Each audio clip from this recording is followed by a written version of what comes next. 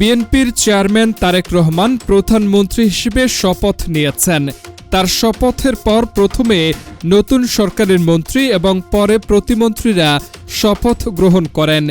আজ মঙ্গলবার বিকেলে জাতীয় সংসদ ভবনের দক্ষিণ প্লাজায় রাষ্ট্রপতি মোহাম্মদ শাহাবুদ্দিন তাদের শপথ পড়ান।